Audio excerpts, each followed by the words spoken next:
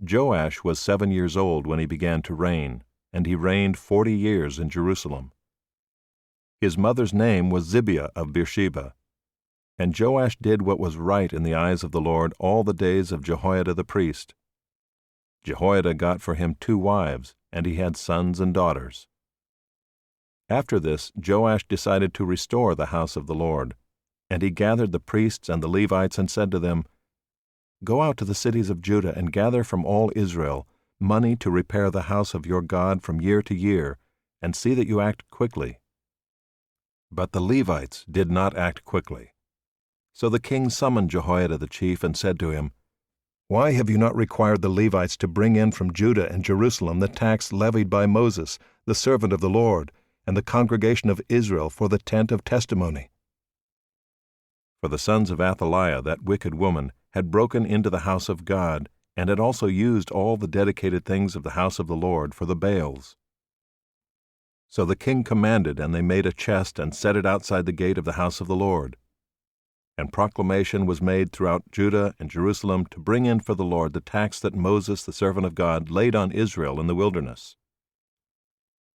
And all the princes and all the people rejoiced, and brought their tax and dropped it into the chest until they had finished.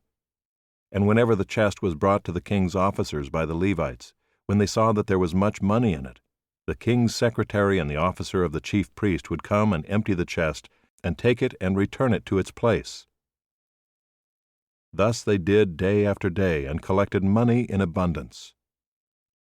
And the king and Jehoiada gave it to those who had charge of the work of the house of the Lord. And they hired masons and carpenters to restore the house of the Lord, and also workers in iron and bronze to repair the house of the Lord. So those who were engaged in the work labored, and the repairing went forward in their hands, and they restored the house of God to its proper condition and strengthened it.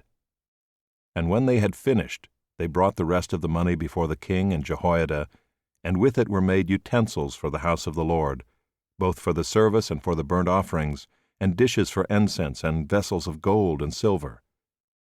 And they offered burnt offerings in the house of the Lord regularly all the days of Jehoiada.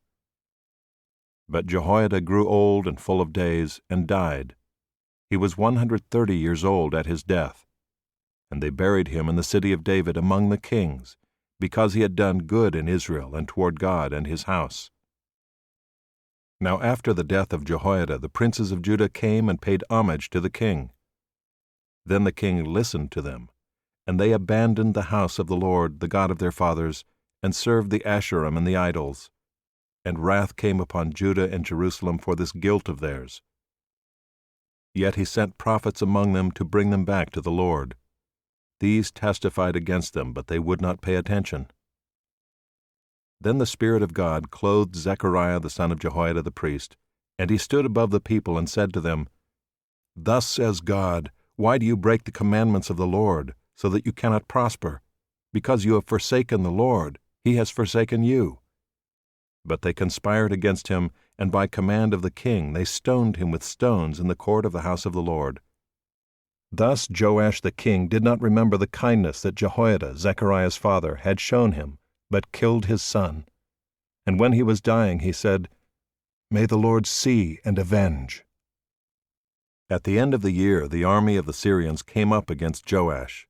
They came to Judah and Jerusalem and destroyed all the princes of the people from among the people, and sent all their spoil to the king of Damascus.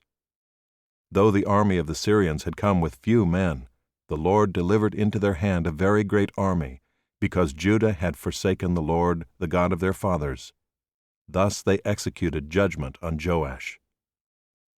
When they had departed from him, leaving him severely wounded, his servants conspired against him because of the blood of the son of Jehoiada the priest, and killed him on his bed. So he died, and they buried him in the city of David, but they did not bury him in the tombs of the kings. Those who conspired against him were Zabad the son of Shimeath the Ammonite, and Jehozabad the son of Shimrith the Moabite. Accounts of his sons and of the many oracles against him, and of the rebuilding of the house of God, are written in the story of the book of the Kings. And Amaziah his son reigned in his place.